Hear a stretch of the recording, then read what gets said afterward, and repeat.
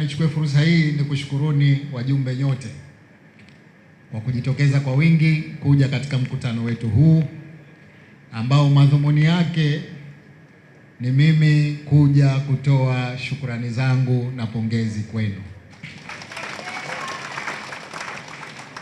Toka tumemaliza uchaguzi imepita miezi 6. Jambo hili la kuzunguka kutoa shukrani tulilipanga mapema, lakini kutokana na changamoto zilizotokea upande wa pili Tanzania bara, tuliona ni busara katika hali kama ile kutoanza kupongezana mapema. Lakini kwa sababu sasa hali imeshatulia, nchi imerudi katika amani, tumeona basi lile jambo tulilokuwa tumelipanga tuje tulitekeleze.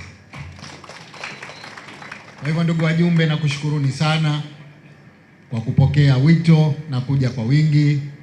Na leo Mwenyezi Mungu katujalia baraka ya mvua. Wakati nakuja nimepishana na makundi ya wengine ambao hawajafika hapa, lakini bila shaka katika muda si mrefu sote tutakuwa tumejumuika hapa, na asanteni sana kwa kuacha shughuli zenu mbalimbali kuja kunisikiliza. Shukrani zangu ni kwenu viongozi. Mwaka huu uchaguzi ulikuwa wa aina yake. Wa aina yake kwa maana mbili. Wa aina yake kwa maana ya kwamba tumefanya kwa amani, hajaguswa mtu. Haijawahi kutokea toka uchaguzi za vyama vingi vianzishwe. Tuna kila sababu ya kujipongeza kwa kazi kubwa, kazi nzuri iliyofanyika ya wananchi wote kuidumisha amani, kuilinda na kuidumisha amani pamoja na vyombo vyetu vya ulinzi na usalama. Nchi yetu imepata sifa ya kipekee ya kwamba kwa mara ya kwanza kwa miaka mingi tumefanya uchaguzi kwa amani. Lakini natoa shukrani kwa sababu ya kazi iliyofanywa na viongozi wa Chama cha Mapinduzi katika uchaguzi uliopita. Tulikuja hapa, tutakuombeni kwamba letu liwe moja, tukahangaike tupate kura. Hiyo kazi ilifanyika kwa ufanisi mkubwa na tumepata zaidi ya 70%, jambo ambalo tumeweka historia vile vile kwa upande wa ushindi. Kwa hivyo sina budi kutoa shukrani zangu kwa viongozi nyote, kila mmoja kwa nafasi yake, kwa kazi kubwa tuliyoifanya kipindi cha uchaguzi. Baada ya shukrani hizo, nitoe pongezi kwa viongozi wa ngazi zote, kuanzia mashina, matawi, wadi, majimbo, wilaya, mkoa hadi afisi kuu kwa kazi tulioifanya kipindi cha uchaguzi. Kazi ile ilikuwa ni nzuri mno. Lakini kipekee nichukue fursa hii, ukiacha viongozi wa chama, vijana wetu wa hamasa, wanachama wetu wa Chama cha Mapinduzi na wapenzi wetu wa Chama cha Mapinduzi wamefanya kazi kubwa sana ya uchaguzi.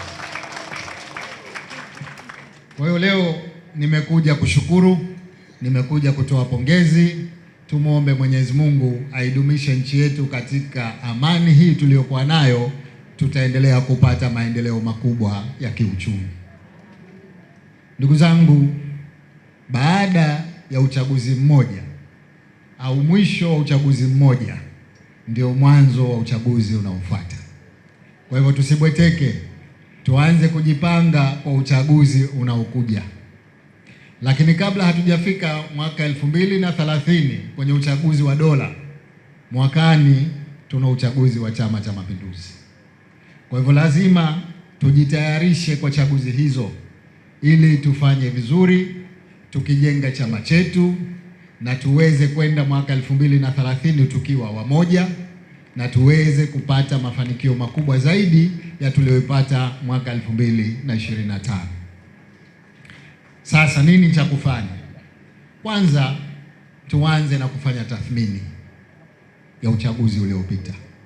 Maana ukitaka kulifanya jambo liwe bora zaidi, kwanza ujitathmini lililopita, ulifanyaje, mafanikio yako yapi, ulikosea wapi, ili turekebishe.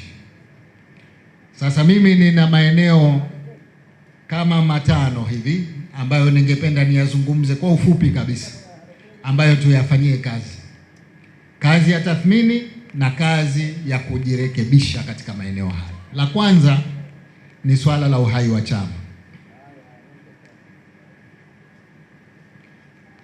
Uhai wa chama, ndugu zangu, katika chama chetu lazima tuangalie uhai wa chama chetu, uhai wa wanachama wetu, uhai wa ofisi zetu za chama kuanzia chini, mashina yetu, matawi yetu, kuna uhai?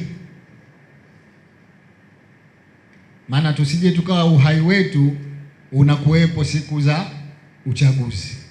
Hicho kitakuwa sio chama makini cha siasa. Uhai lazima uwepo muda wote, na uhai wa wanachama wetu. Kwa nini nalisema hili? Uhai wa chama, nyinyi mtakuwa mashahidi kwamba mwanachama mzuri ni yule ambaye anajua wajibu wake. CCM tumebahatika kuwa tuna watu wengi, lakini je, sote tunajua wajibu wetu? Kazi ya kwanza ya chama cha siasa ni nini? Kushika dola. Dola unalishikaje? Lazima ushinde uchaguzi. Uchaguzi unaushinda vipi? Lazima wanachama wako wapige kura. Sasa turudi tujiangalie uhai wetu wa chama. Wanachama wetu wako hai? Wangapi wanalipa ada? Ukiuliza huku kwenye matawi, mikoa, wilaya, tuna tatizo kubwa la watu kutolipa ada.